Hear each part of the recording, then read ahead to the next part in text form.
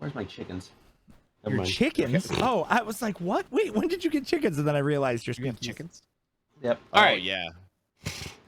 All right. Let's do this. All right. We're ready? I'm ready when you guys are. All right. I'm here. Hi.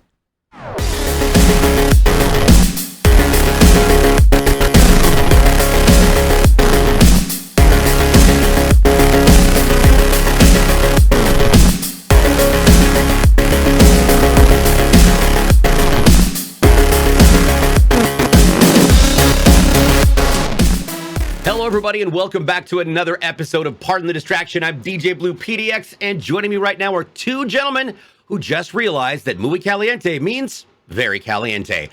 Lost Drake and our guest Stormbreaker TV. Hi. Hi.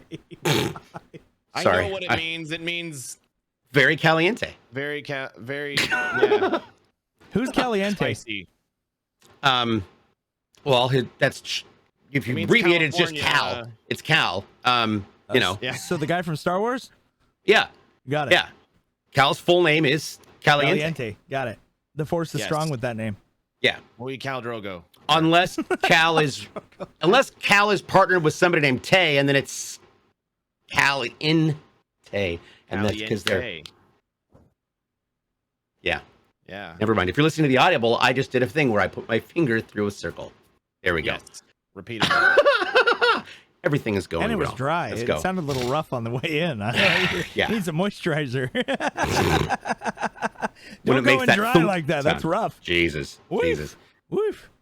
Welcome to the show, people. Yeah, last week was a little rough. We're gonna go a lot lighter this weekend. We're gonna talk about fun things. Yes, lots of fun things, fun stuff, things, new opportunities, new shows coming. Yes. And gaming news. Who wants to start? I mean, honestly, well, obviously, we just had Thor: Love and Thunder. I know you haven't seen it yet, so this will be spoiler free. But like I say, you have 2 weeks. If you don't watch a movie within 2 weeks, you're fucked. I'm sorry. Yep. No. Yeah. Right? Kevin and I are planning on going. No, you need to see it. And once you actually watch it too, I'm just gonna say, DJ, like, so just to kind of dive into it without diving into it, which seems to be an ongoing topic with us.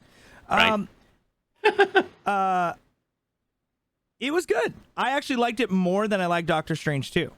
Agreed. Interesting. Yes. I liked it more than Doctor Strange, but I like Spider-Man the most this year. I think this that was year, yeah. Spider-Man was good. Spider-Man's the hard. You it's can't gonna be hard to beat. Yeah. Yeah. Spider-Man it's genius. So genius playthrough. Here's something I actually just found out. So we're up to almost 65 hours of watch time for Phase 4 alone. 64 hours of watch time on screen between the TV shows and the movies since Phase 4 started. Yeah, the TV shows. Which is which is more than the entire Infinity Saga. Interesting. Makes sense. Yeah, Disney Plus definitely kicked that into shape. Yeah, so they basically they are definitely ramping up. The TV shows have definitely added some watch time. I mean, if you think about it, you got Loki and you've got Winter Soldier, Moon Knight. Captain, Moon Knight. You got you got Miss Marvel. Miss Marvel which now is really well. Such a good show. By the way, so season finale is this Wednesday. So next week we'll be talking about that. But this has been the overall arcing discussion about Phase 4 so far. We don't know who the big baddie is. A lot of people are saying it's Kang, the Conqueror, but it is all over the fucking place, and they keep introducing characters every single post-credit. Yep. They keep showing new characters, new people, new story arcs that are just gonna keep fucking keeping the MCU going forever. I think there's going to be a twist, and the big baddie will end up being Tucker Carlson. So we were getting political, guys. It's not. It's just. Okay, go. I think it's gonna be Doctor Doom and Galactus is what I think. I think Doctor Doom will be the big Earth baddie. You know, a lot of people are saying Doctor Doom. Yeah, and I think Galactus will be the big. Well, okay, so this isn't ruining anything for you, DJ. But from Love and Thunder, there was one spot, when they started going through that tunnel with the kids. This is very generic. I'm not going to say anything farther than that. there was a spot where one of the helmets represented Galactus's helmet. And I noticed that, and they definitely had a lot of Eternal references in this movie. A lot of the Celestials, a lot of crazy stuff that happened in this movie that I was just like, And they also had a lot of references. Obviously, this movie is about the gods, so there is a lot going on with a lot of characters that we've seen past, present, and future. So, yes. And Russell Crowe was fucking funny as shit. I never thought in a million years I'd ever laugh at Russell Crowe like that. But it was actually yeah, well, because he's Zeus in this movie. Yeah. Oh, Jesus, that's right. So he's Zeus. And and his accent is so fucking bad, dude. I heard it. I'm like, what in the fuck kind of accent? How'd you go from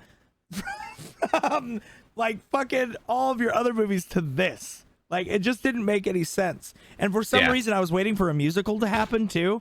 Because I was fell off after Les Mis. Yeah, that's exactly that. Les Mis. Yeah. Pretty much, I was like, okay, I was waiting for Hugh Jackman to come out and start singing as Wolverine, but, it didn't happen. You can always wish for the best, I guess.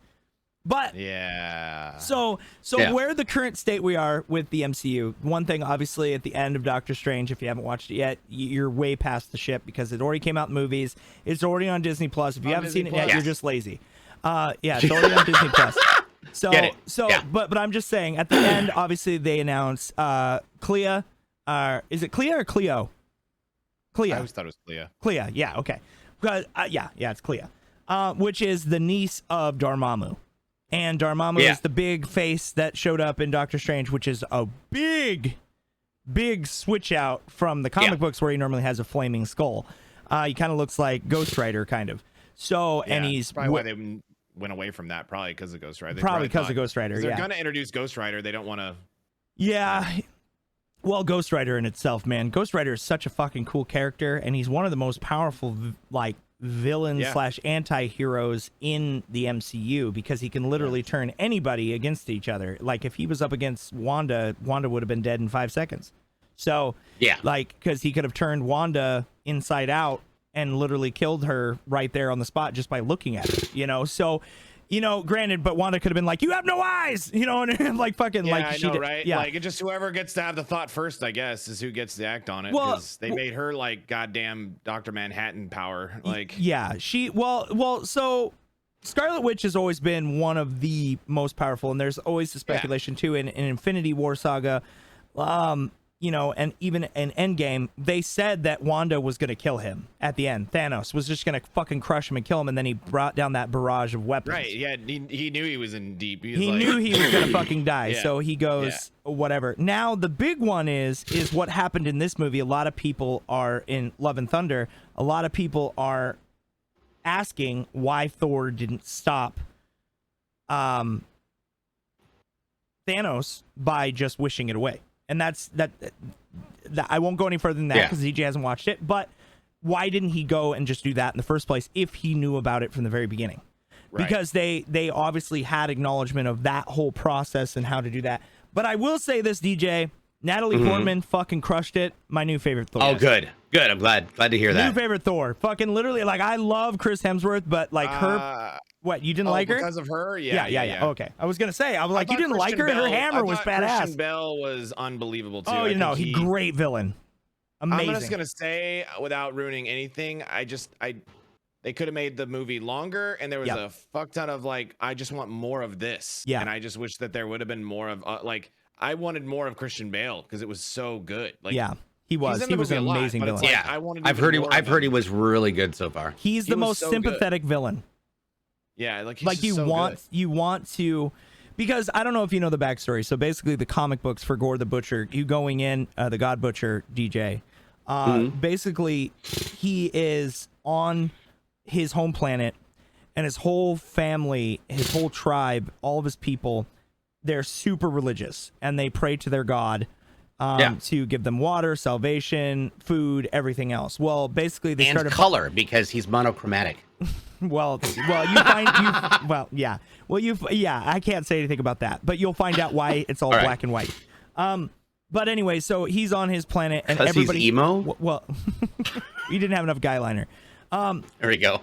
But he basically was on this planet, and the drought starts hitting. Everybody in his tribe starts dying. They start getting attacked by local other tribes, and pretty much his wife gets killed. And all of his children get killed except one. He had 8 children, and they all die except one.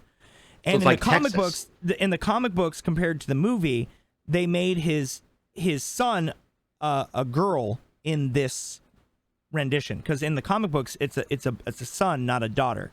So but basically in the comic books he comes across like the end of his like life, and his son dies in his arms, and they're in the middle, and he's like, gods, why have you forsaken me?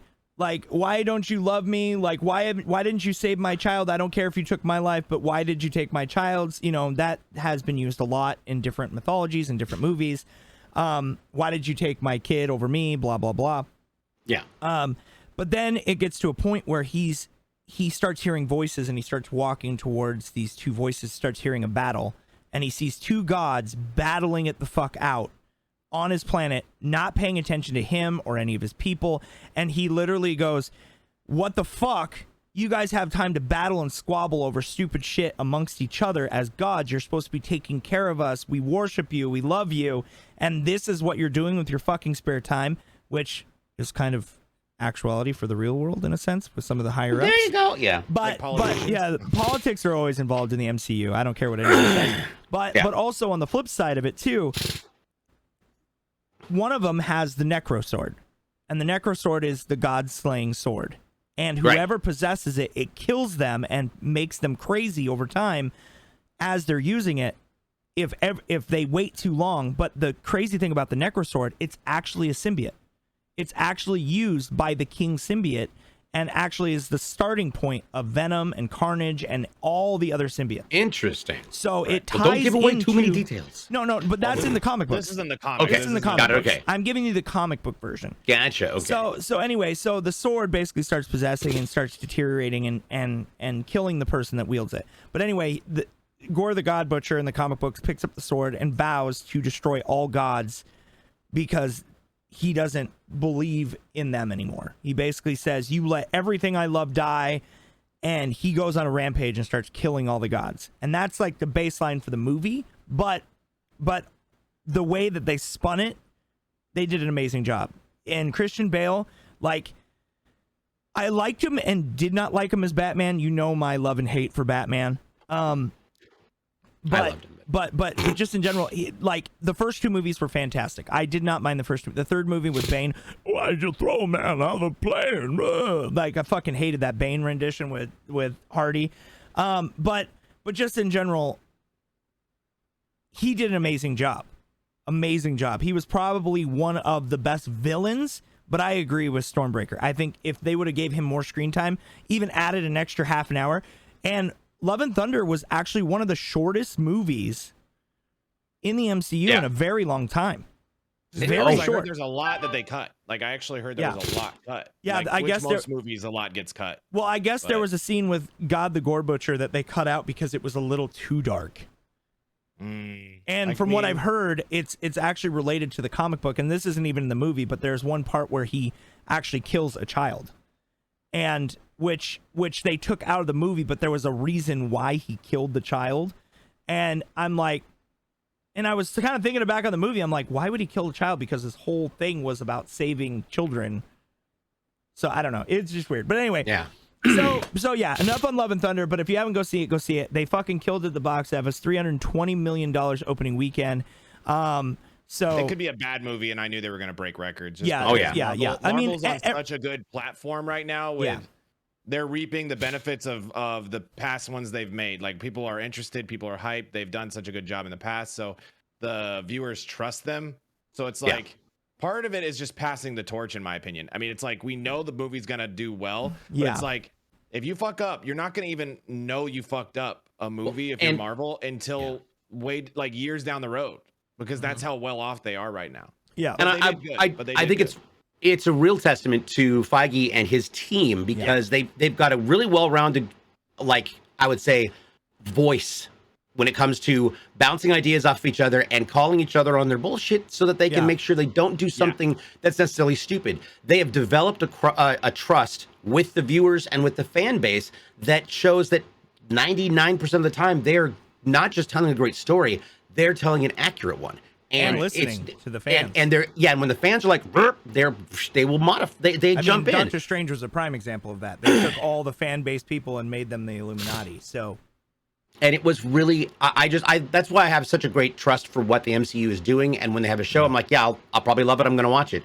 With DC, it's a different story right now. But I'm hoping, as there's been, there has been rumors running around that Sony is trying to bring on their version of Kevin Feige to take over and get that umbrella around what they've got licensing for, and really take control of it. And I think that once it happens, once you get the right team, you got to get the right chemistry and the right people, we're going to see a dramatic expansion within the DCEU, and it will be wonderful. I think it'll be great. They're going to finally bring everything together, but they've just got to find the right visionary to do it. Well, and you know what? And I agree with that. I just feel like the DCEU, though, is in fucking shambles. I mean, you've got Ezra Miller, who kidnapped a fucking underage girl and has fucking disappeared off the earth.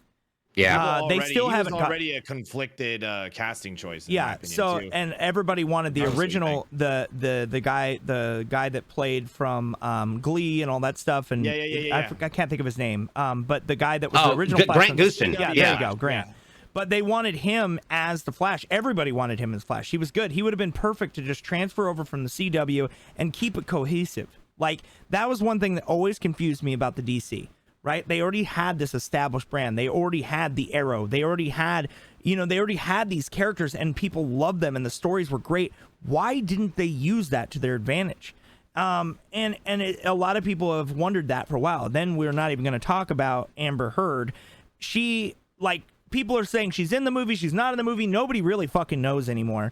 I thought they cut her out. I thought that's what I've heard too, but there's been no official confirmation, I don't think yet. Yeah.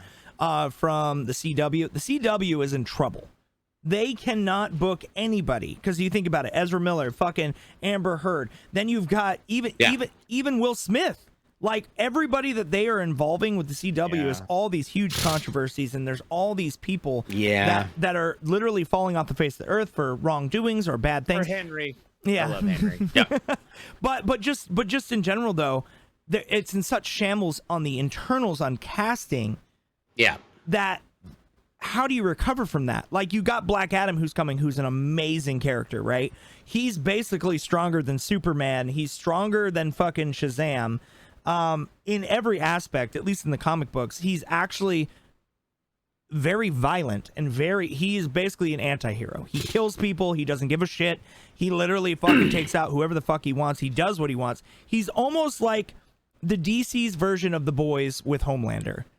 But except Homelander is a fucking god damn, that show is good, but we'll talk about that in a minute. But just the DC, I feel like DC, the only good saving grace they have right now is that weird rendition of the Joker was really good. I really like that. And I really from the Batman movie. No, not that. From the with Joaquin Phoenix. Joaquin Phoenix. I actually love it. You didn't like it? I pray to God he does not become part of the DCEU's Joker. He was the worst Joker ever. So, he was great performance. Let me put it this way: Joaquin Phoenix is an exceptionally gifted actor, and as somebody who's representing a man who's been bullied into a state of mental illness, and he's already a little bit detached because it's just kind of a fucked up scenario. Yeah, that's fine. Was he the Joker? Abso-fucking-lutely not. No, absolutely not. That movie was so fucked up 6 Ways from Sunday, and I'm sorry. It would have been great as a standalone, completely separate study on mental illness. Great. I think that's all it is. Yeah, I honestly. But he was the worst. He was the worst Joker. I know. I can't believe they got the funding and the okay to do it. I want to see because it made ridiculous amounts of money because it was more of a. You know the reason why though, is because it hits home to a lot of people from mental illness. And I think because it makes the character relatable, unlike the Joker who is not relatable. Yeah. Because the Joker never really had a sense of morals. He always just did whatever the fuck he wanted. He's a complete and total sociopath. Psychopath. Yeah, he was fucking psychopath. He was fucking nuts. And I think that's the reason why it did so well, to be honest. He is not part of the new Batman universe, and he's not part of the DCEU either. Yeah. Because they already have that established with fucking the other poor acting choice, in my opinion. Oh God, yeah. With the tattoos and freaking Mr. Morbius himself. That was a weird interpretation of the Joker, but I thought it was a good try. They just didn't hit the mark right well. I think we've got a lot to look forward to with Barry Keoghan. I think they need to Barry fire Keoghan, who was in the Batman casting at CW. I really do. Well, I think because it's all gimmick casting, and that's what drives me up the wall. As an actor, they're like, no, we don't want to go with the obvious choice. We want to be edgy and different, and we want to. And it's like, no, the fans want your obvious choice, and then they want that obvious choice to surprise them and to like mystify them and draw them into a realistic situation. But they'll make a Space Jam too. Yeah. Right. Yeah. Right. Exactly. You get what I mean? Like. And here's the other thing that really makes me mad about the industry right now is they think it's like, oh, they're going woke, so they're going broke. No, they're going lazy. The writing is fucking lazy. Yeah. And they think because they gimmick casted something and made it like, ooh, it's a edgy casting choice. That is not what's gonna fucking make the movie great. It's if the writing sucks, it doesn't matter who you cast. If the writing is trash and the storyline's bad and you don't have good editing and directing behind it, you're not going to get anywhere. And the sad thing is you're doing a disservice to these minority groups and these people that you're casting in these positions because you're setting them up for a big failure when you're writing it so shitty. Yeah, that's what drives me the most mad. Is like you're actually hurting people with bad writing. Like make the writing good. I mean, if you cast it edgy, fine, but I better see some kind of reason as fucking why, other than because they're a different skin color or because it's a woman. No. Like, show us a why. Make the writing make sense, and everyone will accept it. I guarantee you, at least the majority will. I don't think there's that. Like, see, I love this I love this controversy because we're all like chomping at the bit to get on the mic to be like, go. I want to say this with regards to CW. CW needs a complete and total overhaul for starters. Yeah. When you look at not just shitty writing, it's repetitive writing. You look at Arrow. When Arrow first came out, Stephen Amell was incredible as the Arrow. So good. The second season was good too. And the first, second season were great. And once you get into the third season, it starts becoming wash, rinse, repeat. And if you noticed, and I'm always attention to detail in these type of things. If you started noticing, they were repeating choreography in their fight sequences. It was the same shit. Sometimes seen at a different angle, but it's the same moves in the same order for the same things, and it's always the same outcome. And I was like, wait a minute, hold on. Did you lose your choreographer? Are you interviewing people? What happened? And no, it became the same thing. Wash, rinse, repeat. And that's why that show got so stale. Same thing with The Flash. It happens on every single CW show I've seen. It's happened on Riverdale. Yeah. You play it safe, you die. Yeah. And I like the fact, I think Grant Gustin's a great Flash. I think Grant Gustin is a great Flash, but and I don't know that I have to agree. It's writing. I don't agree with the assessment that he's not ready for the big screen. I think with the right direction, he's going to be an incredible actor. Yeah. He's very good at dramatic. He's very expressive, and he's innocent in that sense of he's got the Flash's innocence well locked in, as well as being able to handle that conflict of, okay, what am I doing here? Whereas Ezra Miller is feigning being sane. Well, I mean, I'm going to give a prime example of this, right? No-name actors.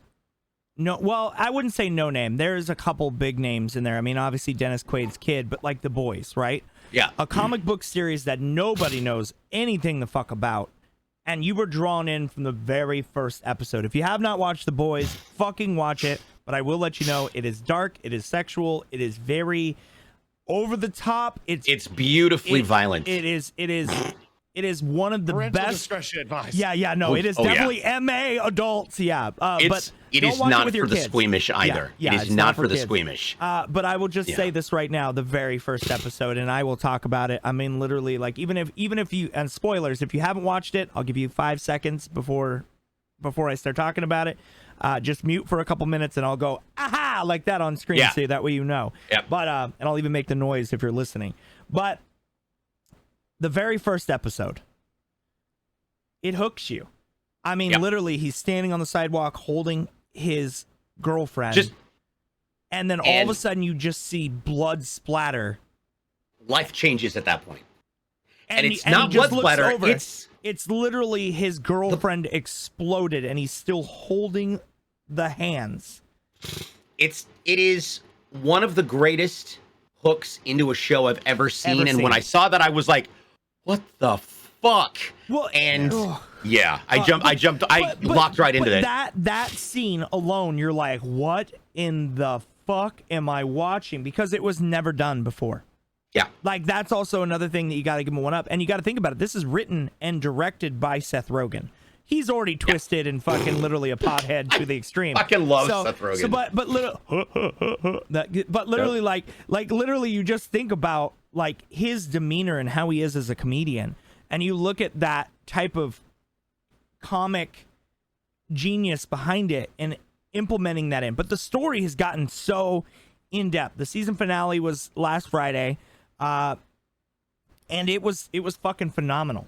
It was phenomenal. And the fact that now we're just at a point where it's just like, no, like you think that you're at the point with, that's the great thing about the show. Well, and I haven't seen season 3 yet. I'm not going to say anything, but I will just say this. Like, you think you're at the point, like at the end of season 1, you're like, oh shit, how much worse can this get? And then season 2 finale hits and you're like, what in the fuck? And they step it up every season. It just keeps getting crazier and crazier. And I mean, just even more obnoxious, like, you know, like octopus fucking and weird shit. Like, there's a lot of, I mean, I have to say it, you know, look, it puts a whole new expression to octopusy, right? It goes back to 007. That's what we call seafood, eating out. There you go. Yeah. Oh God. I won't make you say the word vagina this week. I promise. There you go. Yeah. I said the V word. I still dying at that. I can't believe I said the V word. You said that last episode. I call it the hoo-ha. The hoo-ha.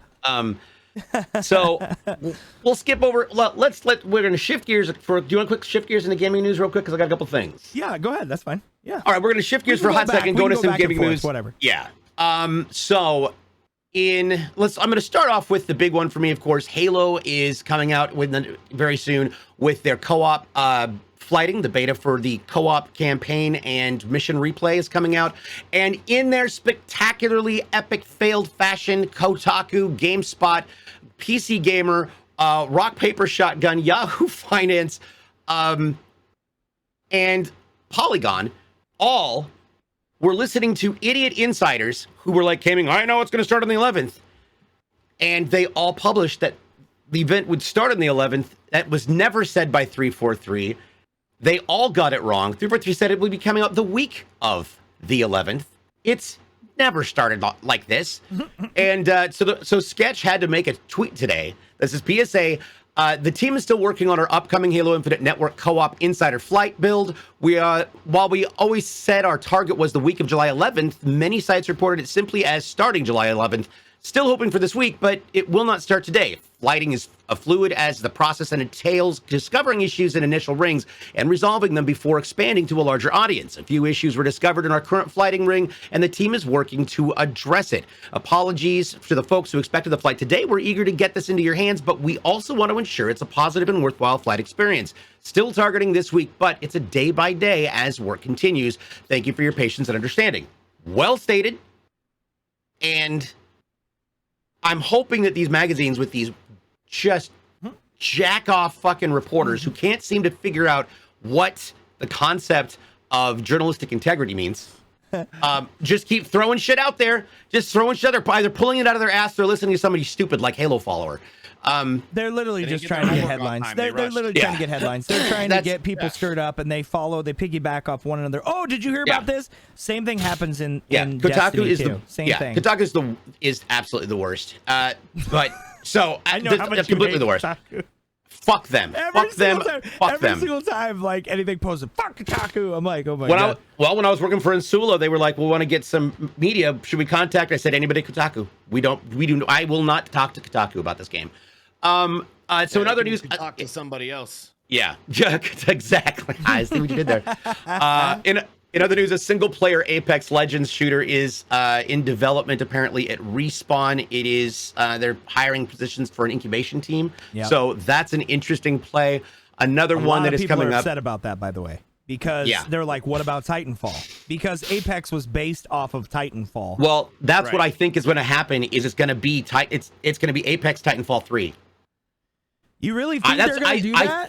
I think that would be a possibility, but either way, they need Titanfall. they need Titanfall 3 because that left off at such a good point in the story on Titanfall 2's campaign. I was like, I need this. Think about this though. That'd be a great name though. Apex Legends, like their first single, and it's just like the Titans Fall. Like that's the name of the fucking game. So there's lots of things coming out with that. That is no due date on that. If you'd like to read more, there is an article over on PC Gamer, but keep in mind PC Gamer is also the people who said that. So informational based too. How do you sign up for the flighting process for the Halo campaign co-op? Because a lot of people are confused on how to sign up for that, and I know you would know better than anybody. Because we were actually, it's funny because like I had a bunch of people in the community actually come up to me, and I actually figured it out. But I'll let you speak it because you're the Halo guy. So go.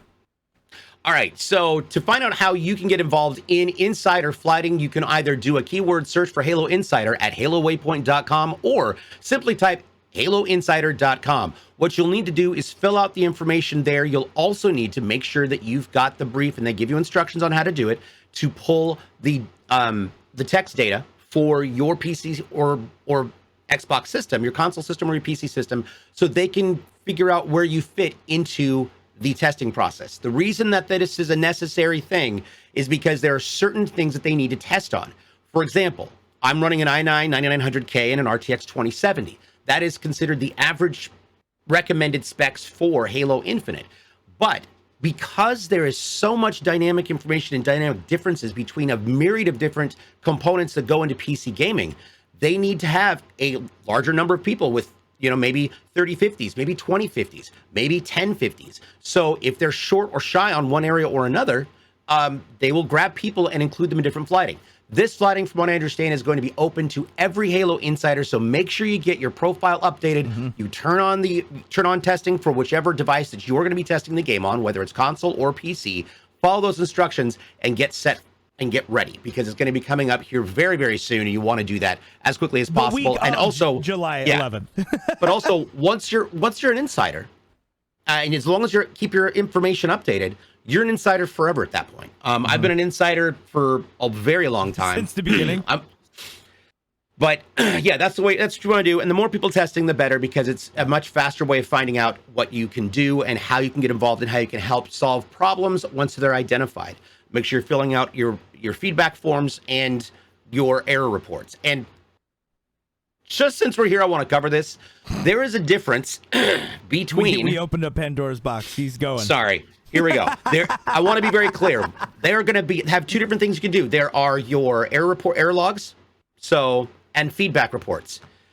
Errors and error reports are issues that are pertaining specifically to the functionality of the game breaking glitches, map holes, spots where you're, and all of those things that are technical, performative issues. Those are your error reports. You need to be clinical, emotionless, and descriptive when you come up with these. That makes it so much easier for those people taking the intakes, going, okay, this is an issue here, this is where we go. They don't need you saying, what the fuck? Your goddamn map is broken. There's a fucking hole here. That's not helpful. That's not helpful at all. You simply say there's a hole in this map at this point. Boom, take a screenshot, put it up there. There you go. Feedback.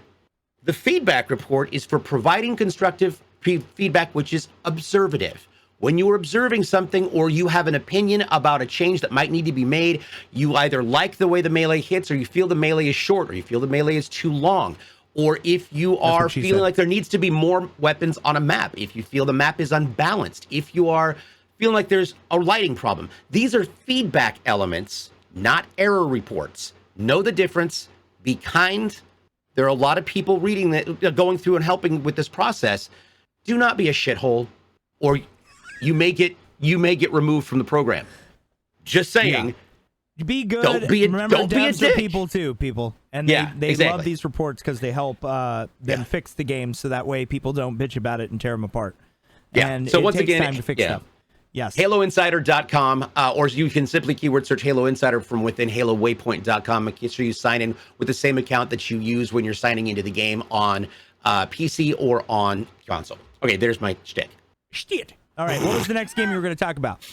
The next one, let's talk about an interesting one. So, I don't know if maybe people noticed or remember, but last year, Dr. Disrespect, Guy Beam, started his own AAA game design studio, and he is apparently working on an extraction shooter right now. So apparently he founded a AAA game studio with former Call of Duty creative strategist Robert Bowling and Halo 5 multiplayer designer, who also was a Mixer staff member, Quinn Delahoyo. Oh shit! And Quinn is over there with Doc, and so I'm excited to see. Yeah, that's going to be a great game. That's you've got really good, deep-rooted, experienced people from multiple different vantage points at that, and I'm excited to see what comes out of this and what it's going to look like. So here's a question for you. Okay, how can you call yourself a AAA game studio when you've never created a game? Money. Yeah, money. They've got the funding, so that's literally what it's about. I know, but I'm just saying. I was just being facetious. So yeah, I know. Yeah, but you get what I'm saying. Like, yeah, if you've never created a game ever, how can you call yourself a AAA game company? Just because you're a content creator and you have millions of dollars doesn't mean that the game is going to be a AAA game. I wanted to too, though. Yeah, AAA game. Most of them I feel like aren't AAA games. Like, yeah. So. Yeah. And the reason I looked into this article is because I was like, wait a minute, what exactly qualifies as an extraction shooter? And I discovered it is a PvPvE raid game. Yeah. Which is awesome. That sounds like so much fun. It's kind of like it's kind of like a mix between Rainbow Six Extraction and Gambit in Destiny. Like they have like the PvE characters from the actual single player game inside attacking you, but then you also at the same time you're against another team, other teams as well. So I think that'd be really cool. I've always said that for the longest time. I still think to this day that, and I know a lot of people are going to be like, "Shut the fuck up, Drake! Don't say this. Don't wish this into existence." But I swear to God, if they made a BR in Destiny with PvE PvP style, where basically you and 100 people drop in together in one giant ass map with all the creatures and all the shit inside Destiny in one map, and you drop down, you got to avoid them while also avoiding other characters, and then there's one big fucking giant monster in the middle that you got to take out, whether it's a boss or one it's like they cycle it out every month, whatever, and you kill that one boss, and then you also got to avoid other PvP characters. It's a lot of chaos and a lot of fucking... But I think that would be so much fun because then you get the PvP accents of it, and then you'd also get the PvE, and you could sit back and you could play games, and it still has all... Because still to this day, I think Halo, Bungie, what they did with Halo originally in the first span of the history of Halo, did such an amazing job with gunplay. I loved it. And then they took what they learned there and they made it even better in Destiny. And I still think Destiny has one of the most amazing gun systems out of any game I've ever played. Yeah, they have space magic and they have everything else, but I still think like the shooting is so realistic to the weapons, even though that you're shooting a giant slug out of it, but the noises and the mechanics and the way that it opens up, like it's just so amazing. I wish more games had that type of gun style, because I'm really getting sick and tired of the cartoony animation bullshit. I'm sorry. It's been a frustration for me for a while because like I watch a lot of people play games, and because I like to see how people are playing, because as a content creator, you're always trying to find new ways. And Storm, I was watching you too. Like even when you're doing like role play, right? And you're goofing around and you're making up your own story with characters that are already existing. That in itself is a cool concept. Now, I hate Grand Theft Auto. Can't fucking stand it. Just save my life, or the role play aspect of that. Can't stand it. Red Dead is a little bit more understandable because like it's different. Like you can I don't know, that's kind of harsh to say, but me personally, I'm not a big fan of it. I love like role play games, and I used to LARP, so that's a whole nother thing in itself. So I understand that aspect of it, but I just, there's a fine line where I think this industry we're repeating our old mistakes. We're not evolving. We're literally repeating the same shit. And I think we can all agree this fall and beyond is really going to be the next generation of games. I think we're getting games that we have been waiting for. So I want to bring this game up. Go ahead, DJ. What? We are? Where the fuck is Half-Life 3? It's in VR. It's what? It's in VR because they came out with that Alex project. Alex is not Half-Life 3. But it's still Half-Life 3-ish. Yeah. Because, that's how the industry standard labels stuff, just like we're never going to get a Titanfall 3. Halo 3-ish. 3-ish, Jesus. yeah. But, we finally got an announcement for Skull and Bones, which was announced at 2017 E3. Yep. We were still part of Mixer then. Yeah. We were at that show. I remember when they announced it, and they were supposed to be a competing factor with it was Ubisoft's answer to Sea of Thieves.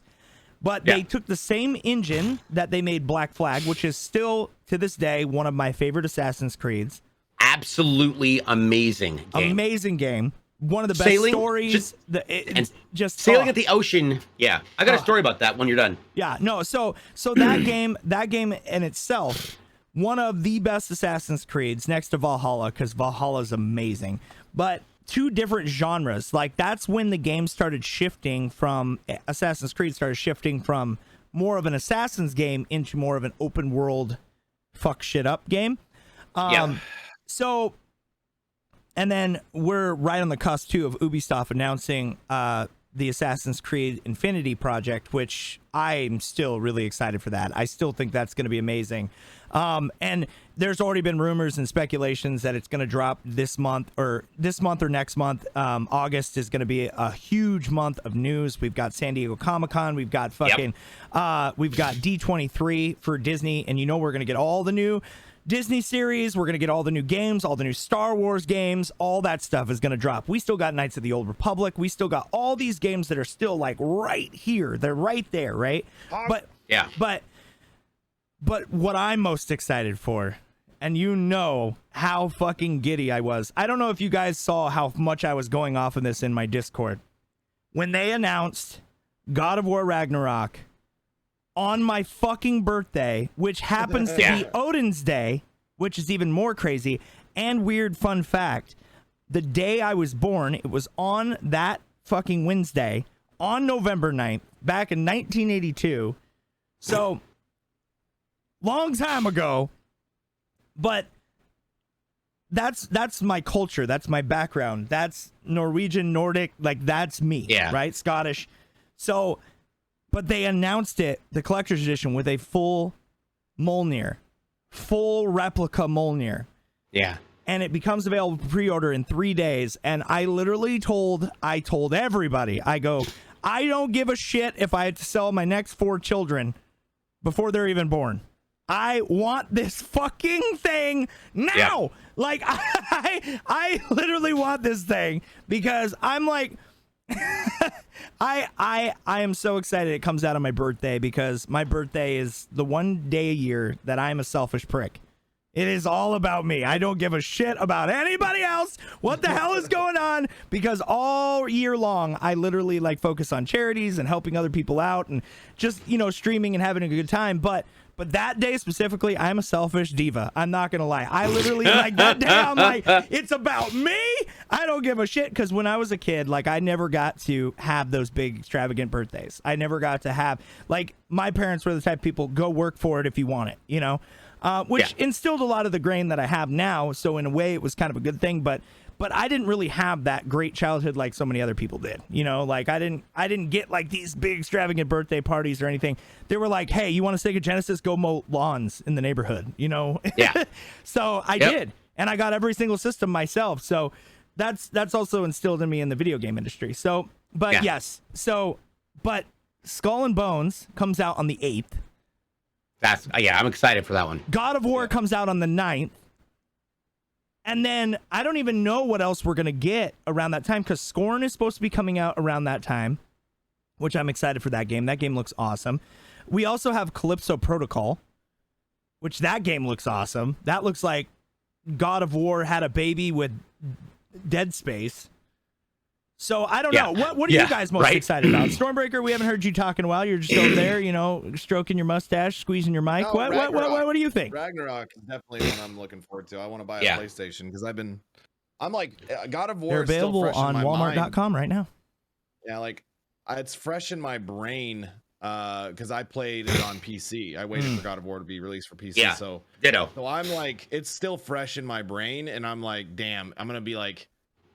I'm waiting for it to come out on PC. PlayStation now, like, just so I can play it. Like, I'm excited about that. It's probably the game I'm most excited about. I'll be hard not to watch just to see what it's like, you know, without like trying to spoil it for myself. But yeah, I think that is definitely something. I think the open world, like Hogwarts, looks kind of interesting. I don't know though. That's coming out this year, right? The Hogwarts Legacy. Harry Potter games that came out, I was like. They were fun for like a hot second. Yeah, you beat them and then you were done. Yeah, and this were 5-hour campaigns. Like, this could be something to geek out about, but I don't know. I mean, we'll see. Well, we know DJ's a big Harry Potter fan too, and so am I. Yeah. Yep. I just and Republic, like all that, like I love all the nerd out stuff. Obviously, like anything, like I'm all about it. But I've been burned so many times. Like I know this is gonna like I think a lot of gamers would agree. Like we've just been burned so many times with like being hyped up for something. Like and then Cyberpunk.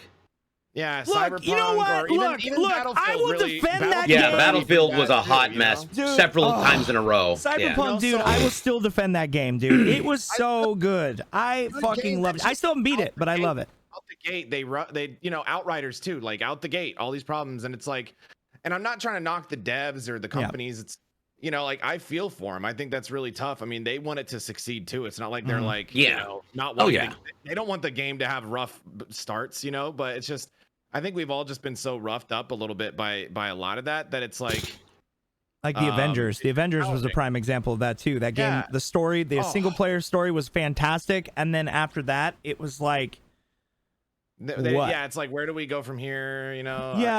Like I feel like even like games like that, like, you know, they were service calls to our fan base, and like a lot of people were super excited for that game, and they just had Mighty Thor just come out as well to kind of coexist, and Fortnite just had, you know, the skins come out for hate myself, I have to get those skins. I know. Well, and it also comes with Stormbreaker. Just so I know, like, it has Stormbreaker, so you better, and not only that, but you want to know a cool little tweak. This is okay. Look, I'm just gonna say this: like, even if you don't play Fortnite has the best licensing agreement and contracts out of any other game. They are the only game that has every genre and type, and it was just announced. And my inner childhood, because I'm a big anime guy. I love anime. Yeah, they announced, and they haven't announced, but it's been leaked, it's been shown, and when there's that much detail to it, you know it's coming. Supposedly this week they're bringing the Dragon Ball Z universe into Fortnite with 12 new characters. Brilliant. And it's a great, but I'm excited about it, but I'm also pissed, and I'll explain why in a second. I have to spend money. One, I had to spend money that I don't have. Two, also, I feel like they could have made Dragon Ball Z its own season. It could have been 3 months, because all the evolutions of the characters, the battle pass would have been amazing. Like, they're like, who pays who? What? When it comes to that, who pays who? You I know don't even know, man. Because you know they're both raking in money. Yeah, it's a win for both. Well, I actually just read a document for the advertisement. You know, I actually just watched something with my wife. I just watched this. It was like the future of, or the future soon. It's on Netflix. It's actually really cool. It's like the stuff that's coming down, and they talk about like the industry. Well, one of the things they were talking about is the skins business. About how, like, it is a $1.9 billion. Yeah, it's massive. Because customization, and it means absolutely nothing. It means nothing. You're buying a skin, and you probably will use it 4 times and then switch. Because something else comes out. And people go out and buy skins, and that's why Fortnite can do these big negotiations and big deals, I think, because they know that everybody's going to go and be like, all right, cool. Like, we know we got the fan base. We dropped Naruto, and everybody bought those skins. We just made, $65 million off of a fucking skin that was already created. Right. We're building up hype and energy around this franchise that a lot of people have never watched or never even seen before, because they're feeding. The one nice thing about Fortnite that I love the most is that it is literally taking all these different fan bases and bringing it to the next generation. The one thing I hate about it, though, is that all these new generational kids are like, have you seen Naruto? It's the greatest show ever. I'm like, dude, I fucking grew up on these in the 90s. Like, dude, from Fortnite. And they're like, oh my God. This skin is from Fortnite. Yeah, exactly. Like, and I've actually heard that from like some of my, like, from my nephews. They're like, did you get the Master Chief skin? Isn't that cool?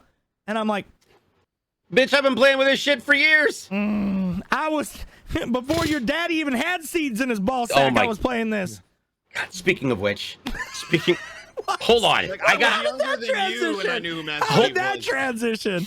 Because, in the last couple weeks, I've really gotten back into Rainbow Six Siege, and so I was playing late night. I was solo queuing, right? And getting with different people, and we rolled in, and I met two people who were really funny, and we just teamed up, and then there was three of us, and we were talking a lot in game chat, like just goofing off and fucking around. And then these two kids come in, and they are full-on squeakers. They're like, I don't know what to do with this. Why are we putting up walls? How do I buy skins? Can you dance with these characters? It's like, this is not Fortnite, bub. What, do they have like V-Bucks and stuff? No, they don't have V-Bucks. Whose parent lets you get on here? Jesus. Well, anyways. You know what the funny thing is, though, DJ, is that, and even Stormbreaker brought this up too, about the burnout, right?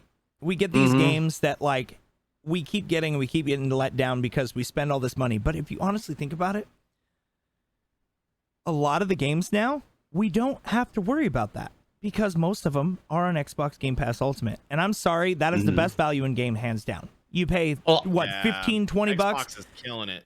Game Pass needs to be recognized and in Steam. I'm going to be honest. They need to get integrated in with Steam so that I can have one fucking place to get all my to play my games and not have to use that stupid busted ass Windows Game Store. That is the most jacked off fucking launcher ever. But I don't think they'll ever like merge it. Like, yeah, they'll never merge it. Here's the thing: to like talk to Steam and like pay them for it. But here's the thing: I gotta say this, because when I worked at Microsoft, I brought it up. I literally went to their group and was like, "Look, your shit is fucked up. It's broken. I remember you Let me show about you. That. I remember you stormed into the office and you were like, we gotta fix this fucking thing, the fucking video. Like, because I remember what triggered it. We were all playing games, remember? And we were trying to use the Xbox app to communicate. Oh, that's PC, yes. And you got triggered. And you were like, I'm going in tomorrow. I've had enough. You got fucking mad, dude. I literally rolled. He was upset. Like, how? But again, that's the thing. You own the product. How do you fuck it up that badly? That it performs this poorly? Microsoft has a huge game in communication. You would think that their app would be better. I'm just saying. The Xbox app is a little janky. They have gotten better, and I will tell you, the more and more that the Xbox Game Cloud is launching out with all these games, it works really well. I not having to put games on my hard drive and just being able to play them right out the gate with no download, loading up, and it, as long as you have a good internet connection, it's seamless. It's so fucking great. Because I have a Kinshi, I got a Razer Kinshi, and hook it up to my phone and I'll play in bed. But like now, and that was before Cloud got, because I was still in the beta. But now Cloud, you can just, fucking hook it up and all those games, and you just load them up instantly. It's fantastic. Like, I love that, because what was the worst thing ever when you're playing with friends and you're like, hey, like, let's play this. Well, I don't have it downloaded. Okay, well, you don't have to worry about that. Just get on Cloud. Yeah, just get on Cloud. Yeah, problem solved. And you don't have to worry about the wait anymore. It's fucking fantastic. Because I think I've even done that with, like, DJ. I'm like, DJ, download. He's like, I don't have space. And, and we're like, no, download it. And he's like, I don't want to. And then we'll argue, and then I end up getting pulled into fucking zombies. Fucking Minecraft, man. You know what I would do if I was at Microsoft? Because I think the problem is when it comes to this stuff, well, yeah, Yeah, I think. Well, the thing is, though, is I do think that the idea was a good idea. They just they missed on the execution with some. I don't know. I don't want to get into the whys, but with the Game Pass coming out and people, I don't know if many people, anyone that watches streamers knows when you're watching a streamer that you're entertained by, if they're doing a good job, you want to play that game. Yep. The streamers are great for marketing Game Pass. They're great at marketing video games. It should be an add-on to get Game Pass, for people to get that game and start playing that game. Yeah, we used to do that on. That was. We used to do that on Mixer. Make so much money with that, dude. Where you could put the game that you were playing and they could just purchase it right through your chat. Right. So I think that there was a lot of. That's why I believed so much in Microsoft, because there was so much potential. Yeah. And with that said, yes, I'd bring back Mixer, but the thing that I was thinking is I would poach some of the Steam employees, because you need the UI. There's rumors that they're trying to sell, though, dude. Yeah, I would poach the Discord people, like who's running these things right, because we need the people running the things right. So communication's good, so the UI for getting your games is good, and then I would poach the people that are making the Steam Deck, and I would make a freaking Xbox Portable that you can play all your Game Passes on, all your Game Pass games on. Why not? Yep. Like that's massive amounts of people are going to buy that to play their Game Pass, because Game Pass is absolutely brilliant. Yeah, it's the best. And if you look at the PSP and the PS Vita and the popularity of that handheld device for as long as it went, it's still popular. Right. It's still selling. Yep. And even though they stopped putting games on it, they started now doing their version of cloud to it. You can download them, but it's still going. And it's just Sony, which means it's just those games. Like Microsoft has a way bigger game catalog. Library. Yep. Right. So that's what I mean. And it's now since they're trying to get into PC, they're trying to get into PC more too. And that I mean, it makes sense though. I mean, like Microsoft has always had their hands in gaming. Like every game had the Microsoft symbol down the bottom left corner. You know, you never saw that with Apple or anything, because Apple could never run games. They're good. Yeah, what? If they get the right people, they have all the money. You know what I mean? They just I think the problem is it's the monopoly standard. Like, I mean, so honestly, they're so big now that if they took over Steam, they would control the market. Because then that means that literally Sony, when they release their games, Microsoft would have some capture in that, because you think about how many Sony games are going on Steam. Yeah. So they would. I don't think it'll ever happen. It would be fucking fantastic for gamers, but I don't think it would ever happen, because Sony is stingy with money. We all know Sony is stingy with money, and a lot of people get mad at me. They're like, "How are they stingy with money?" Blah blah blah. And all the Sony fanboys out there, sorry, they are. Sony is garbage when it comes to fucking take care of their gamers, especially with their new fucking premium fucking setup through that. Dude, I want to point one thing out though. One thing out. Yes, they do love having their own proprietary bullshit, except when they tested, and that was honestly, they were testing the waters to see, all right, what kind of sales are we going to get if we put out God of War on PC? And that game went ballistic with PC sales. They know there is a market there. It did not impact their PlayStation sales. They ended up engaging with a whole new group of users. They would miss out on such a massive potential financial opportunity if they just went back to being their console only. They need to release it and get the PC gamers back in with them, because it's just all it's going to do is make the money. Or just make a new PSP. I think the reason why PlayStation's doing it the way they're doing, I'm not saying it's right or wrong. What in their head is they saw the big amount of people buying and playing on PC, and they're not going to release it at the same time. I think that they're like, we're going to stagger it. They're staggering it. Yeah, 6 months stagger. People like me are going to go, shit, I want to play it now. I'm going to go get a PlayStation. So that's what their mentality is. Is they're like 100%. It's a smart marketing tactic. On PC, but we're going to wait. Look, and that won't really battle by a PlayStation. But can I be honest with you guys? Have you seen a PlayStation 5 in a store since it launched? Anywhere? No, but I haven't been in a store in a while. Yeah, that's also true. Dude, but I'm just saying though, because like there was all those fake fucking numbers that came out and said they're the #1 selling. I'm like, how?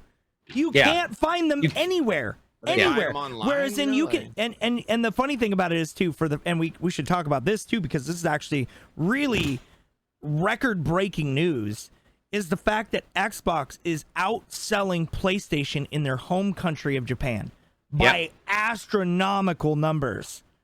Xbox is crushing it right now in Japan. They're killing the game, and you know the man. reason They're why? doing it. Because of the Series S. That S, Series not S, the X? No, the S. And I'm going to tell you why. Even though the X is more powerful, it's almost just as powerful as the X.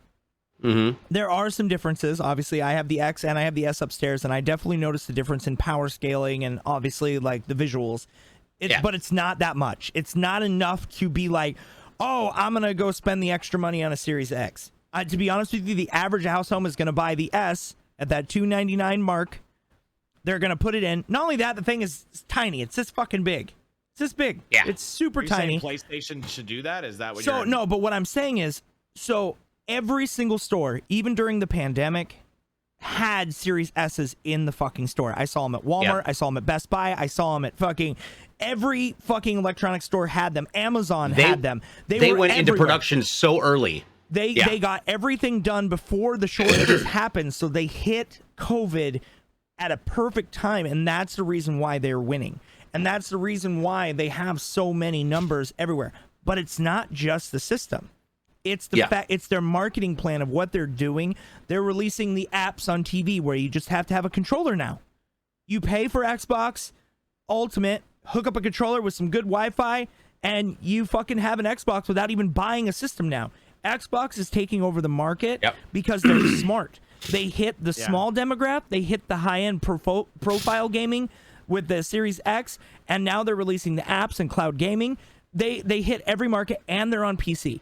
They hit every market all at once and said, here's everything. This is for the gamers. This is not about just fucking releasing the most expensive console and hope for the best, like PlayStation did. PlayStation released, and so many people were like, well, the discless and the disc version of the PS5, like, it's the same exact console, except you lose the disc drive, so you're getting a better value with the discless. Well, where the fuck are you? You can't get either one. So it doesn't matter which one's cheaper or more expensive. You pay the extra bucks to get the one with the disc so you can play your old games, whatever. None of that fucking matters because you cannot get the systems. You cannot get the systems. That's rough. So just in general, as I have a Fall Guy fucking ad pop up on our Discord. But just in general, like those type of things are so crucial. Yeah. In marketing and advertisement, and Microsoft has their shit together. Phil Spencer, like, and I've talked, with the exception of their game launcher and their fucking and Mixer PC communications, down, and spending too much money on upscale fucking streamers that shut down the platform. Besides that, well, somebody's got to say it. Like, I don't give a shit. Like, you know Christ. what? Look, I'm just gonna say this right now for anybody out there who was on Mixer. I'm just gonna say it one last time. It probably won't be the last time, but anybody that was on Mixer, right? It's been 2 years, right? 2 years. We still all have PTSD from it. I'm sorry, we do. We lost our communities, our base, our solid ground. Microsoft messed up by closing that down. They shouldn't have spent as much money on, and I don't think Ninja's a bad guy. Good for him. He made money. Shroud, I don't understand his content at all, to be honest, but everybody has a different opinion on gaming, whatever. But somebody who doesn't talk to their chat or anybody or acknowledges anybody shouldn't be a content creator. Just saying, it's kind of weird. But besides the point, I don't understand why they closed. They shouldn't have. They were literally making the industry better by having Mixer there. Twitch was changing. Every platform was changing and evolving and advancing because of that platform being there. And we're talking about features that were on Mixer that still, why haven't they been implemented into Twitch? Why hasn't Twitch made their own versions of that? Why isn't FTL with zero latency on Twitch? Why Microsoft is owns it? Why for that. Well, but why not sell it? Why are they not buying it? Because that would make such a huge difference and show people on Mixer, all the people that lost their communities, hey, we are trying to make things better for everybody. We teamed up with Microsoft to bring this to you guys. You know, I know a lot of you guys are sad, but think about how many people, if they took away the exclusivity clause like Mixer had, how much of a difference and an impact Twitch would have compared to everywhere else. Like, zero latency. A huge thing, dude. I hate waiting 10 seconds to fucking talk to somebody. And the reason why I say 10 seconds is because I don't experience low latency issues. It's maybe 2 seconds tops. But everybody else in the world doesn't have fucking fiber or high-speed internet like we do as content creators. You got to think about the general populace. Most of them live somewhere where there may not even be a internet store even 20 miles away. Like, it's so they can't just be like hooking up fiber in the middle of fucking backwoods fucking South Carolina. Yeah. You know what I mean? Like, and or in Alabama or all these other places that have rural areas where, you know, even fucking Texas. Texas is huge, but there are so many places that don't have fucking like spots where they even have good internet. So you got to think about the general populace watching our streams and watching these things. Like, they don't have that option. So FTL was a good option, like legitimate FTL, where it was instant. Like, what you were watching is what you saw. Now, granted, some people weren't able to experience that because even them had bad internet, but it was still, instead of 10 seconds or 12 seconds, it was 3. Yeah. So quick responses, us being able to interact on the spot, those type of things. And, you know, I just really... Yeah, I hate the delay. I hate the fucking delay. I hate it. Especially even, like, when I'm, like, say, for example, like, we're all gaming together. And I'm like, hey, man, just go over here. And you're like, I've already been there. What are you talking? I'm like, no, right there. And you're like, no, I've already done that. And you're arguing with somebody that you're in Discord right there on the spot. But they can't see it. But they can't see it for 10 seconds. It's delayed. It's like, ugh. Like, you're like, no, go right there, go right there. You're like, where? And then you move your mouse all the way to the other side of the screen. Yeah. Dude, how many times have we all done that? And I want to point out one thing. Sorry, not to interrupt. No, go ahead. A lot of people are like, yeah, buying those features or buying the rights or licensing those features costs a metric shit ton of money, blah, blah, blah. I want to point out that Twitch profited. This is after cost. Like, you've got your total, you know, revenue, and then you've got your surplus. They generated $2.6 billion just in the year of 2021. They've got the money. Just saying. And you know why they profited that much more money? Because all the people that actually continued their careers as content creators for Mixer, they only went 2 places. Yep. They went to YouTube, they went to Facebook, or they went to Twitch. And I say 2 places because that's the other 2 places. They only had one other legitimate place to go as a content creator, and that was Twitch. So most people, you know, a lot of people on Mixer, they took that $2,000 and went to fucking Facebook, tried it out, and they were like, fuck this, I'm out, and they left and went back to Twitch anyway. Or they went to YouTube or wherever. And unless YouTube was still a YouTube contract or a Facebook contract, there's no you're point. really not making enough to there's get no by point. anyway. You would need a monthly stipend deal with one of them to be an actual earner, like a full-time stream, to continue being a full-time streamer. There's no way. I mean, the funny thing is Twitch takes more money from you than any other platform, and yet you still make more money. That's how far ahead it is. Yep. Well, that's the big argument too. Like, a lot of people that went to Trovo and these other websites, you know, they defend it. Glimish or whatever, that they get more as a content creator. But in all actuality, you're not. You know why? Because you're not getting the discoverability. You're and granted, Twitch has no discoverability at all, other than the fact that it is the Titan. It is the Titan in the industry. And other than YouTube, who just recently got into gaming over the last 2 years, they weren't even really involved with gaming at all until the last 2 years. So now you got to think about it, right? So if you're a content creator, here's my biggest piece of advice, and this is just me personally, and I'm sure Stormbreaker and DJ probably have a different opinion, or maybe they agree with me. But honestly, Twitch is the way to go as far as content, live stream content is concerned, in my opinion. And the reason why is because there are ways to grow your platform. There are ways to grow your content. And a lot of people think playing Call of Duty and Fortnite and all these ones are the way to grow because they're the bigger numbers, but that is so far from the truth. And I will give you an example why. Me, even where I'm at with my numbers, I just hit 41,200 something. I'm about ready to pass my ending numbers for Mixer, which is a huge celebratory for me. Not everybody was as lucky as me, and I fucking worked my ass off to get to this point. I have never stopped. You can ask DJ. He knows better than anybody. I push DJ I push everyone around me, and I've always been good about making sure that everybody stays on track because we all deserve it. Everybody's content is important because it's you. Don't try to be Ninja. Don't try to be fucking Dr. Disrespect. Don't try to be DJ, me, Stormbreaker, anybody. Be you, because I'm not in your channel to watch a duplicate of somebody fucking else. Don't be Nick Merckx because you play Call of Duty or Apex. Don't. Well, that and if you're fucking someone else, it's against TOS. Yeah, true. Yeah. Don't do anyone. Yeah, don't do anyone. Yeah. But just in general, like, just be you. Because a lot of people always give me shit that I'm variety. How can you be true variety? Because I play what the fuck I want. I don't care what the #1 game is. I will play games when they first come out because I enjoy them. But you got to think about when new games come out, like God of War when it comes out. You know, somebody in Sony's category, one of their content creators with millions of followers is going to get a free copy of it and he's going to live stream it because that's how they make their money in marketing. You are not going to be #1 on day of. It just won't happen. Because they always have people that they're paying to do that. Or they're boosting their advertisement. Or they got millions of dollars in advertisement behind them. But if you come back to those games, this is something that this is a working formula, and I swear to God it works every time.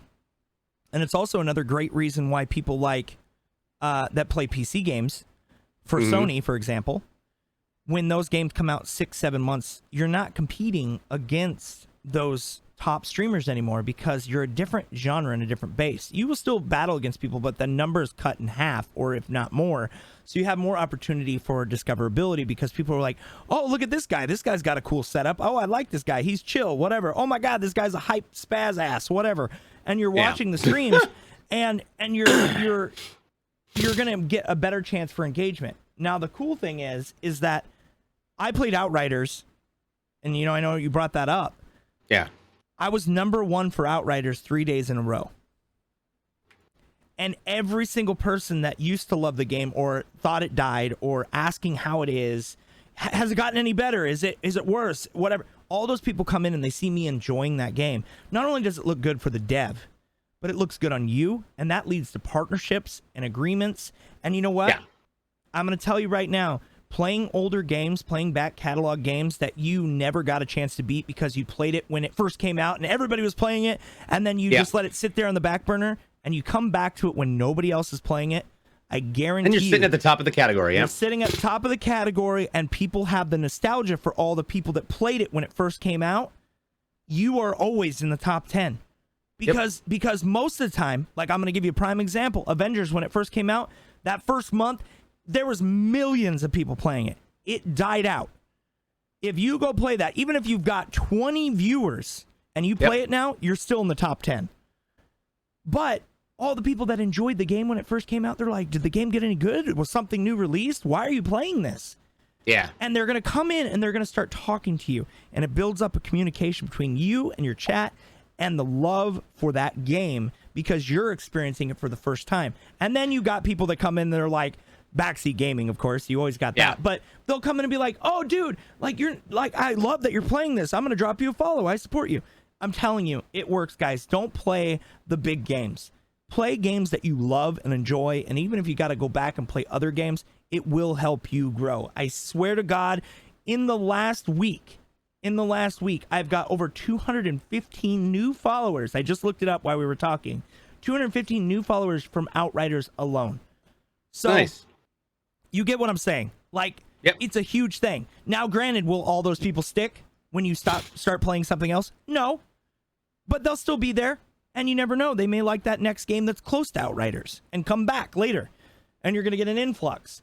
So, just my piece of advice. What do you guys think? What's your thought on that? Like, where are you guys at with gaming? And, like, what do you guys think as far as, like, what do you think is the next step and approach to grow your channels? And what games do you guys enjoy that you think you have a good base for? Go for it, Storm. Rainbow. Rainbow's still good for me, which I'm glad. I think a lot of people are like, this game's dead. And I'm like, the fuck it is. No, it's still, they're still making new seasons. It's doing better. It has like its little ups and downs. I'll always go back to Rainbow because I love the game though too. So I mean, I absolutely agree with everything you said. I'm a little mad that you said it because now you're telling people one of the only few ways to grow as a streamer today. No, I'm just kidding. You're selling the secret. You're giving away the secret. God damn it! No, Shut up, Drake. That is actually a great way. Like a lot of streamers are still saying use TikTok, and it's like, yeah, TikTok's great, but it's so oversaturated already now. If you weren't into TikTok when everyone was doing the silly, doofy dances, when everyone was like, "Oh, it's cringe, I'm never gonna do it," those are the ones that really blew up. Even that, though, Stormbreaker, there's this whole conspiracy about like all the top people that really boomed. There's talks that they were paid to boom on purpose. Oh no, dude. I'm sorry, but every platform, I hate to break it to you guys, but politics does that. Everybody does that. Yeah, but now it's actually coming out, and now people are talking about it. And it doesn't matter. Yeah, it doesn't even. Every single platform, there's undeserving people who knew some people who were in early that blew up. And there's no changing that. That's just kind of how it is. Yep. There's Hover, no use in worrying TikTok, about it. fucking YouTube, Twitch. Every platform. Like, I mean, even my favorite platforms. So it's like that part sucks, but you know, and I think you just got to worry about what you can control. And it's obviously good to be knowledgeable about everything that's going on in the industry, but you got to just worry about what you can control or you'll lose your mind, especially today when there's just information everywhere. Yeah. You have to kind of prioritize that kind of stuff. As a content creator, especially. But yeah, like sometimes I'll play the popular game because I like the game. Like I play Apex every now and then because I just want to mentally turn off and talk to my community. But I know when I'm doing that, my growth is slower. Yeah. So it's 100%. Like, don't get defeated when that happens. Yeah. Right. It's like a matter of like if I just played certain games where I knew that I would grow.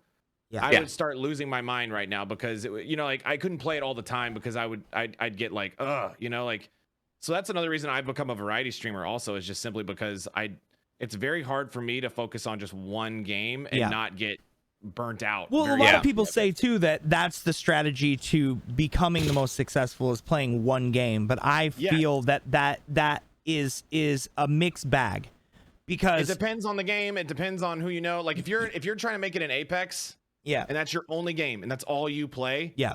You've got to be good. Well, you got to be for one or entertaining. Really good. You got to be really entertaining, you got to be really good, and you got to know people. Yep. You got to know some people. You got to make friends with some people. Yep. And then shine when the spotlight's on you. Like so say like I know Cocoa Puffs who's a pro Apex player. Yep. I work my ass off and get really good, and then I end up getting a game with him. Maybe one day he's doing open lobbies or something, like a big name player. Like you have to do so many things and hope it works out if you're doing that route. Well, even so too, dude. Like we had Braided Bandit, who is she was just on the show not so long ago. That's all she plays now. She literally just plays Apex.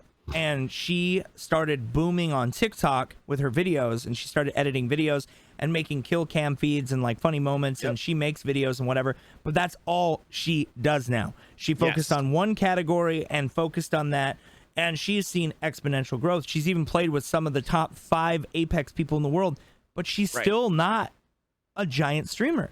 Not yet, anyway. I think she will down the road. Time, but she's also got a competitive nature too. She's also a pro women's paintballer too. So that's cool. Yeah. Okay. So she's like, I think she actually was one of the first to actually start like the women league. So she's like very competitive in nature anyway, and she loves first person shooters. She hates story games. She hates that shit. But even so, like somebody like her, right? Prime example of that. She focused on one game, but not everybody is going to niche stream that. Like so like I'll give you a prime example. I have a couple friends who play Fortnite and they play Call of Duty.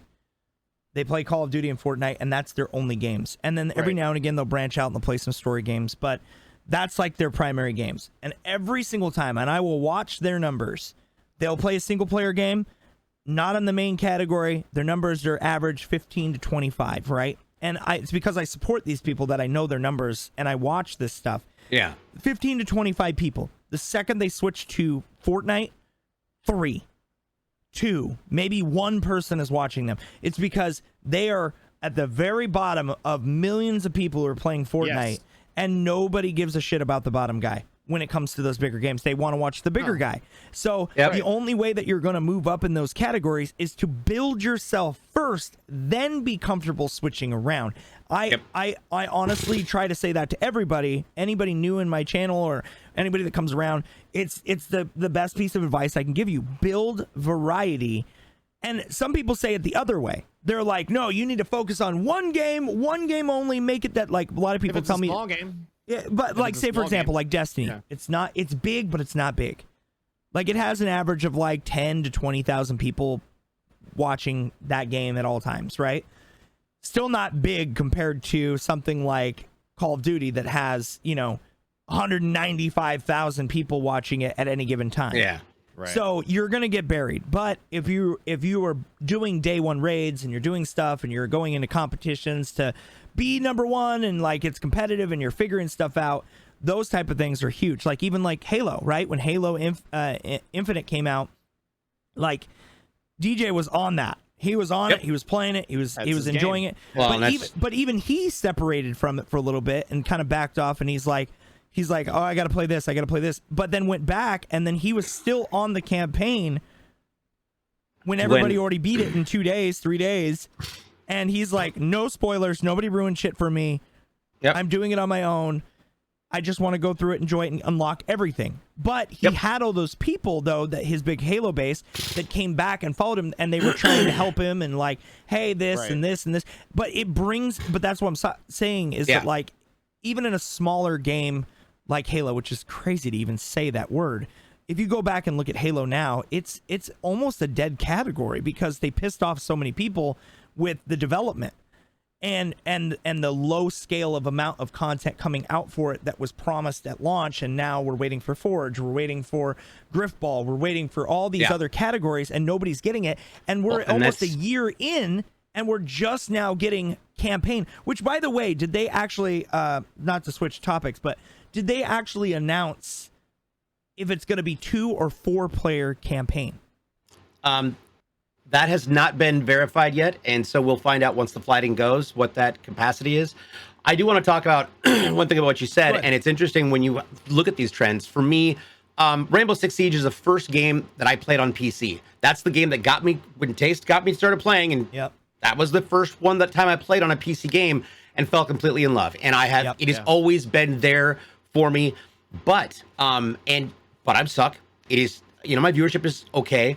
However, my viewership nearly doubles every time I play Griffball, every time I play Halo, because it is the baseline for what everybody has always known me for, as the shoutcaster for Griffball and as a competitive Griffballer. And when we've done our win runs, when we did the 117 wins in a row in 10 hours, like, that was a thing.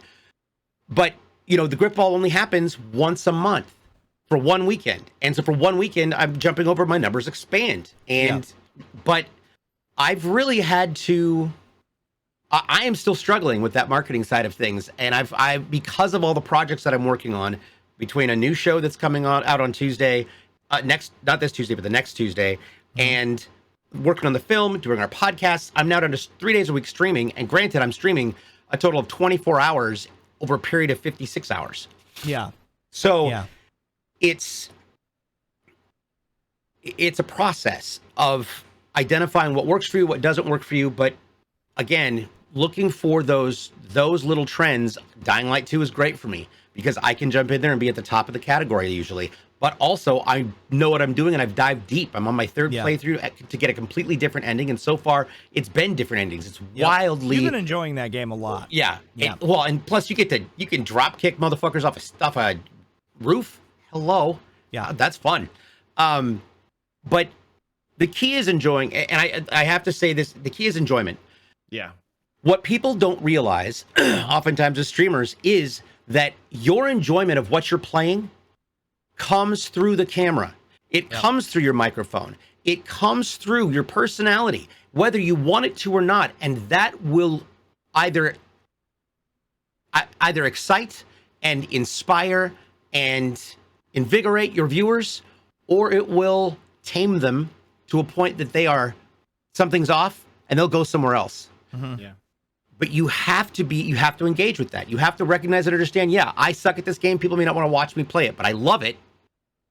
And go with that. Do you guys think that, because, I've been told this recently. I've actually been told by my mods and also by a couple of people in my community too, that the energy level on me personally is so much different, and I'm so much more focused and enjoy chat and the game more when I play single player games compared to multiplayer games, because you're so focused on, you know, that competitive side of it, and you're playing and there's so much going on. You got to kind of pay attention a little bit more when you're playing multiplayer. But when you're single player, you can pause it and just look over and be like, yeah, chat, like, you guys have any questions, blah, blah, blah, blah. Like, I've actually been told lately that me playing single player games, everybody wants to see more of it. So I've been doing that. And I've been going through my back catalog. I beat 6 games that I had in my back catalog over the last 3 weeks. So I've been going through and beating games that, like, I have been waiting to do forever, or I got stuck on the final boss and came back after all that time, and I'm like, all right, cool. Like, I'm gonna beat this. Okay, I'm gonna beat this. And I think those things too. Like, what do you guys think? Do you guys like multiplayer interaction, or do you guys like single player? I'll say that I love the campaigns. I love storylines that get me involved, get me invested, that are immersive, that have a meaning to them. And I've noticed, like, for example, when I'm playing at night, I am so much better at Siege because I'm focused on the game, and I am not worried about, is my focus face on? If I'm focusing, I have a resting bitch face. It's awful. Everybody has one of those. No matter what gamer you are, you will have it. Like, I have a command in my chat that they had to put focus, because if you don't, like, I'm just like, I always have my tongue out, and I'm always biting my fucking tongue like an asshole. Yeah. I look like an idiot. So, but I love it. If I'm not worried about looking at chat, worried about what my numbers are, making sure commands are going out, making sure I'm acknowledging people when they're talking to me, I am better at the game.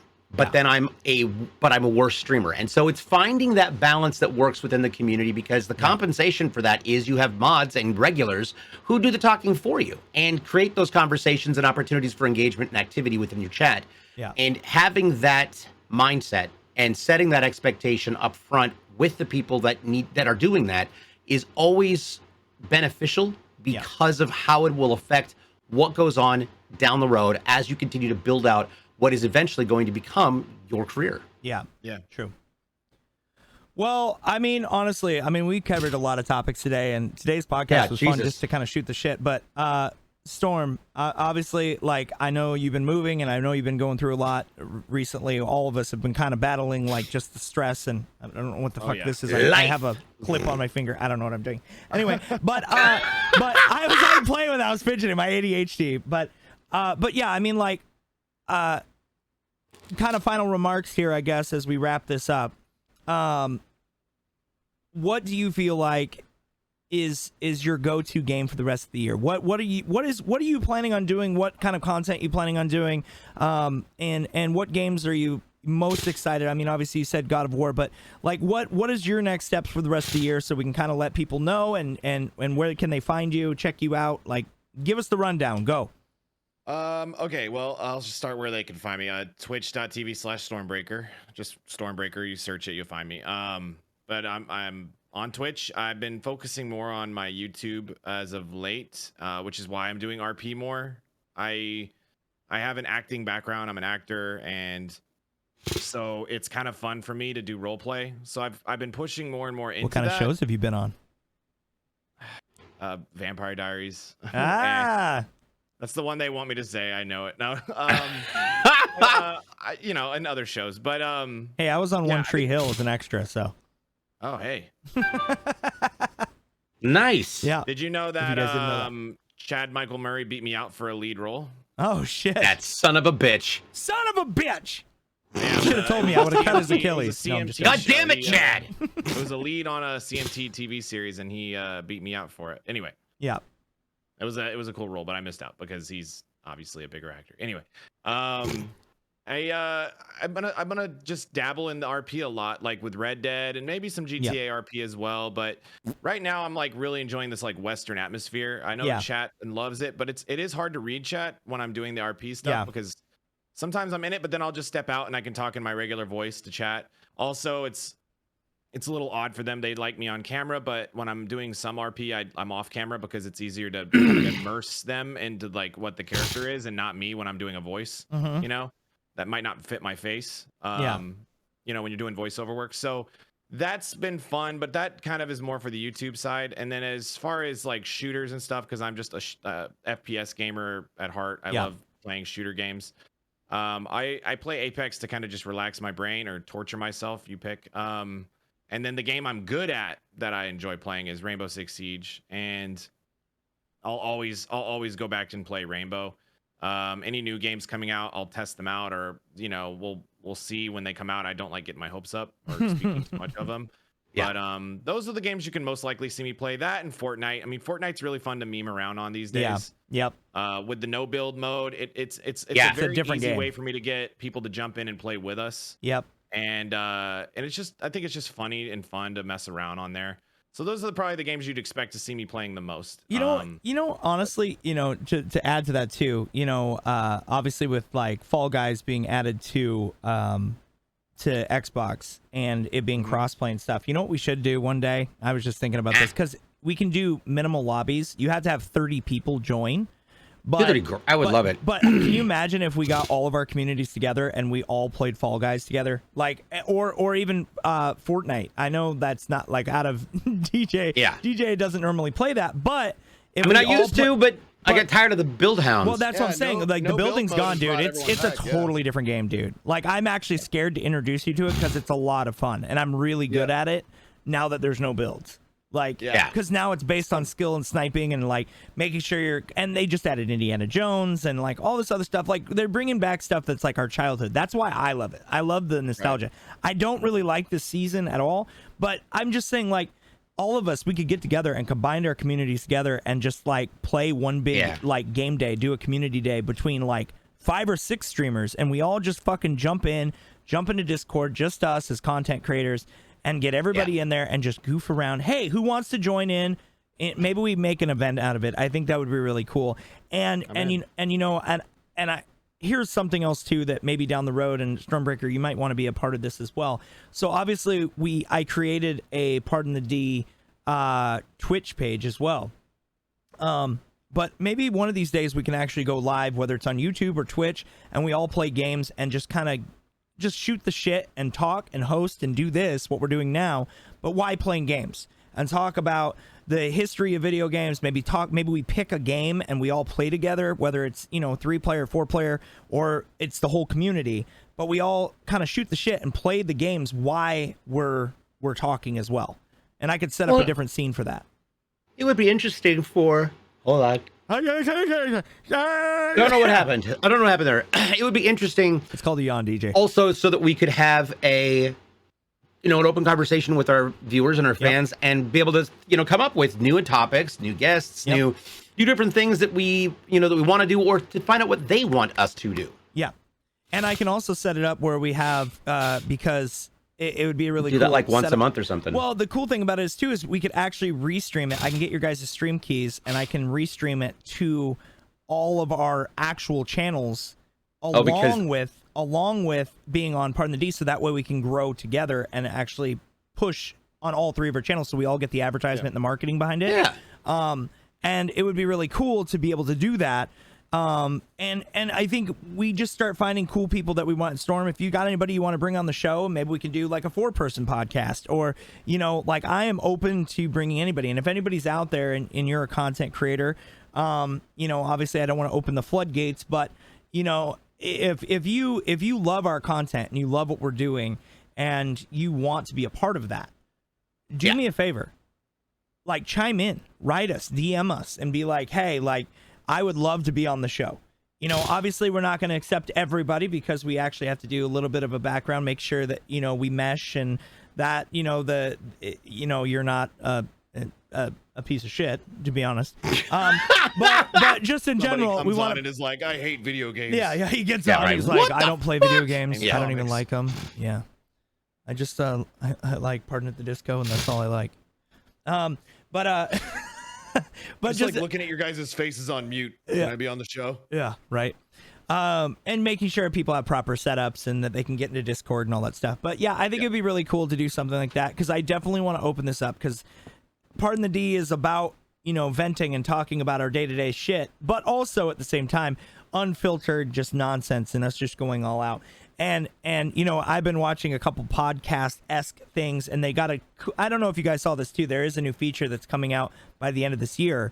It's going into pre-alpha in September, but one feature that is similar to Mixer, and you guys will appreciate this. I don't know if you guys saw this, but they're bringing back co-streaming, where anybody can queue into it, and it's Thank up to 4 fucking people. God, because the fact that it's been 4 people, and they all show up on the screen, and it auto sizes your stream. But I don't know. Thank God. But I don't know if it's a combined chat or separate chats. I don't know how it works, but they're doing the pre-flighting in September, August-ish. And I know they're launching it to a couple select partners already. But then it's pre-flighting in September to all the partners, I guess. And then after that, then it's going to affiliates. And then after affiliates, it's going to everyone.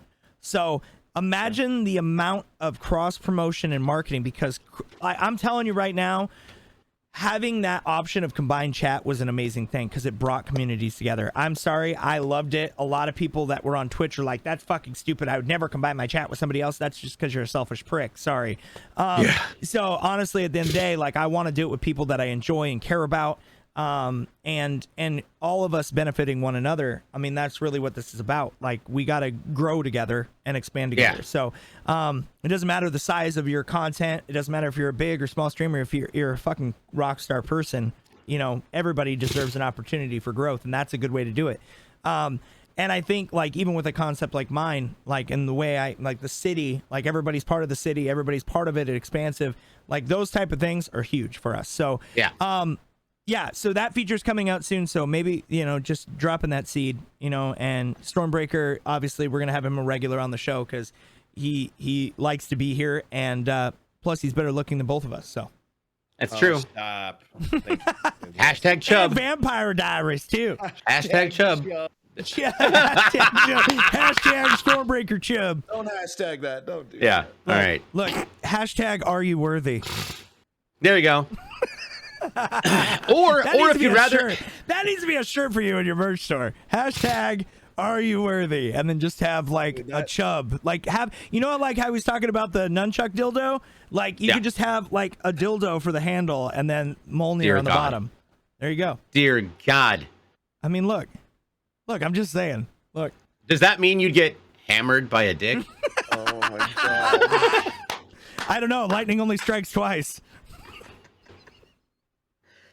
Oh my God. Okay. And on that note, that's a good way to end this podcast. Yes, it is. Holy shit. All right. Obviously, Storm, where can people find you on socials and everything? On Twitter, it's just Stormbreaker TV, and on Twitch, it's just Stormbreaker. Nice. There we go. Lost Drake. You can find me everywhere on the Lost Drake, every single platform, everywhere you go. And now I am the Unleash the Champion, or Unleash the Feast Champion. I won the cooking show last week, so I'm the champion. So you'll probably see me more on cooking shows now too. Let's go. There you go. You can find me at DJ Blue PDX on all socials and over here on Twitch. In the meantime, you can check out our podcast on our YouTube channel, Pardon the Distraction. You can find us at Pardon the D on various different platforms. If you can't find Pardon the Distraction, we're on Anchor and Amazon and Spotify and Apple. We're pretty much everywhere, and it's awesome. Make sure you're watching it. Get it there. We are so close to getting partnered. It's rad. We're right there. Right there. We're almost there. And and we will see you next week for another episode of Pardon the Distraction. Thanks for watching, everybody. We out. Peace. Later. Donkey.